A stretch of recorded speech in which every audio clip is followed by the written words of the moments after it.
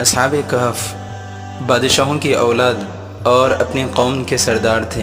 قوم بت پرست تھی۔ ایک روز ان کی قوم اپنی کسی مذہبی میلے کے لیے شہر سے باہر نکلی، جہاں ان کا سالانہ اجتماع ہوتا تھا۔ وہاں جا کر یہ لوگ اپنے بتوں کی پوجا پاٹ کرتے اور ان کے لیے جانوروں کی قربانی دیتے تھے۔ ان کا بادشاہ ایک ظالم و جابر دقیانوس نامی تھا، جو قوم کو اس بت پرستی پر مجبور کرتا تھا۔ سال جب کہ پوری قوم اس میلے میں جمع ہوئی تو یہ اصحاب کہف نوجوان بھی پہنچے اور وہاں اپنی قوم کی یہ حرکتیں دیکھیں کہ اپنے ہاتھوں کے تراشے ہوئے پتھروں کو خدا سمجھتے ہیں اور ان کی عبادت کرتے اور ان کے لیے قربانی کرتے ہیں۔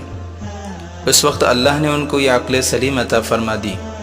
قوم کی اس احمقانہ حرکت سے ان کو نفرت ہوئی۔ عقل سے کام لیا تو ان کی سمجھ میں آ گیا کہ یہ عبادت تو صرف اس ذات کی ہونی چاہیے جس نے زمین و آسمان اور ساری مخلوقات پیدا فرمائی ہیں۔ یہ خیال بیک وقت ان چند نوجوانوں کے دل میں آیا اور ان میں سے ہر ایک نے قوم کی اس احمقانہ عبادت سے بچنے کے لیے اس جگہ سے ہٹنا شروع کیا۔ ان میں سب سے پہلے ایک نوجوان مجموعے سے دور ایک درخت کے نیچے جا کر بیٹھ گیا۔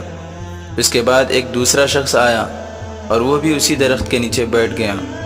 اسی طرح پھر تیسرا اور چوتھا آدمی آتا گیا اور درخت کے نیچے بیٹھتا رہا، مگر ان میں کوئی دوسرے کو نہ پہچانتا تھا اور نہ یہ کہ یہاں کیوں آیا ہے، مگر ان کو حقیقت میں قدرت نے یہاں جمع کیا تھا، اس نے ان کے دلوں میں ایمان پیدا فرمایا۔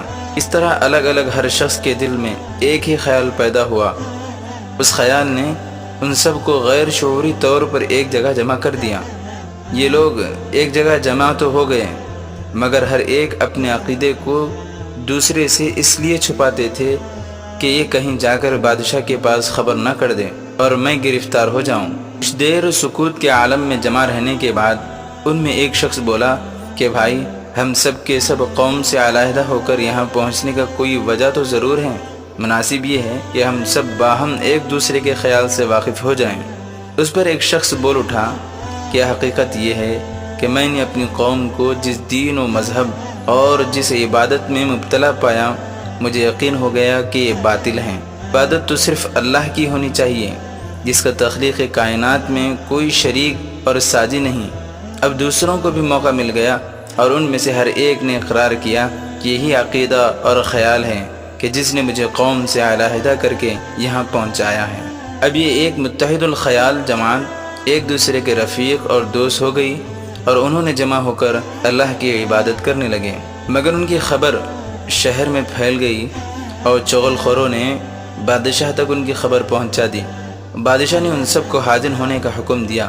یہ لوگ دربار میں حاضر ہوئے تو بادشاہ نے ان کے عقیدے اور طریقے کے متعلق سوال کیا۔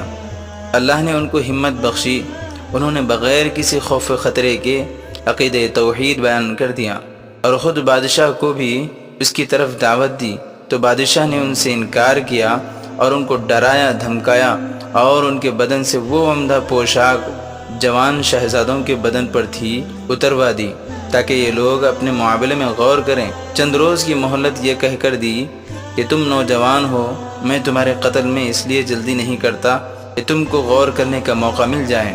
اب بھی اگر تم اپنی قوم کے دین و مذہب پر آ جائے تو تم اپنے حال پر رہو گے، ورنہ قتل کر دیے جاؤ گے۔